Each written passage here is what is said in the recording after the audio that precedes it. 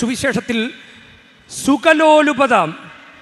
സുഖലോലുപത, മദ്യാസക്തിയും ജീവിത വ്യഗ്രത എന്നിവയാൽ നിങ്ങളുടെ മനസ്സ് ദുർബലമാവുകയും ആ ദിവസം ഒരു കെണി പോലെ പെട്ടെന്ന് നിങ്ങളുടെ മേൽ വന്നു വീഴുകയും ചെയ്യാതിരിക്കാൻ ശ്രദ്ധിക്കുവിൻ. സംഭവിക്കാനിരിക്കുന്ന ഇവയിൽ നിന്നെല്ലാം രക്ഷപ്പെട്ട് മനുഷ്യപുത്രൻ്റെ മുമ്പിൽ പ്രത്യക്ഷപ്പെടാൻ വേണ്ട കരുത്ത് ലഭിക്കാൻ സദാ പ്രാർത്ഥിച്ചുകൊണ്ട് ജാഗരൂകരായിരിക്കും. അപ്പോൾ ഞാനിങ്ങനെ ശ്രദ്ധിച്ചിട്ടുള്ള കാര്യം, നമുക്ക് എന്തെങ്കിലുമൊക്കെ കുഴപ്പങ്ങളൊക്കെ ഉണ്ടാകാം. ആ കുഴപ്പങ്ങളൊക്കെ ഒന്ന് മാറ്റിയിട്ട് ചോദിച്ചാൽ നല്ലതല്ലേ?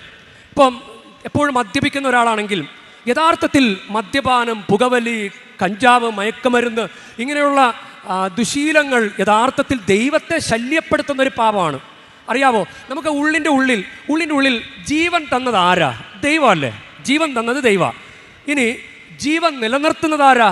അതും ദൈവമാണ്. അപ്പോൾ നമുക്ക് ദൈവത്തിനെ ഒന്ന് സപ്പോർട്ട് ചെയ്യുന്നത് നല്ലതാണ്. ഇപ്പോൾ നമ്മൾ എല്ലാ ദിവസവും നമ്മൾ ആവശ്യത്തിന് വെള്ളം കുടിക്കുക, ഭക്ഷണം കഴിക്കുക, ഇത് യഥാർത്ഥത്തിൽ ദൈവത്തെ സപ്പോർട്ട് ചെയ്യുന്ന കാര്യം. ദൈവം നമുക്ക് ഭക്ഷണം വായിൽ വെച്ച് തരില്ലല്ലോ, നമ്മൾ തന്നെ എടുത്ത് കുടിക്കണം. പക്ഷേ ദൈവം ജീവൻ നിലനിർത്തുമ്പോൾ അതിൻ്റെ കൂടെ ആവശ്യമുള്ള ഇൻഗ്രീഡിയൻസ് ആണിത്.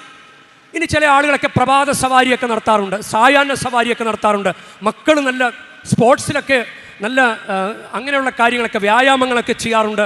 ഇത് യഥാർത്ഥത്തിൽ ദൈവത്തെ സപ്പോർട്ട് ചെയ്യുന്ന കാര്യമാണ്.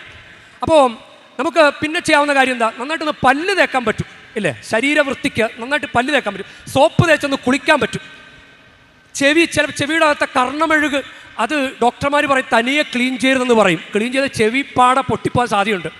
അപ്പോൾ അതുപോലും ചെയ്യാൻ പറ്റുകയില്ല. അപ്പോൾ നമുക്ക് ചെയ്യാവുന്ന കാര്യങ്ങൾ എന്താ? ഇനി ചെയ്യാൻ പാടില്ലാത്ത കാര്യങ്ങൾ ചെയ്താലോ? ഒരു തീ കൊടുത്താൽ കത്തുപിടിക്കുന്ന മീഥൈൽ ആൽക്കഹോൾ കണ്ടൻ്റുള്ള ഒരു സാധനം നമ്മുടെ ശരീരത്തിലേക്ക് കടത്തിവിട്ടാൽ യഥാർത്ഥത്തിൽ ദൈവത്തെ ശല്യപ്പെടുത്തുകയല്ല. ദൈവം ഇങ്ങനെ പറയുന്നുണ്ട്, എടാ കുഞ്ഞെ, എൻ്റെ മകനെ, എടാ ഞാനൊരു കാര്യം ചെയ്തുകൊണ്ടിരിക്കുകയാടാ, ശല്യം ചെയ്യലടാ.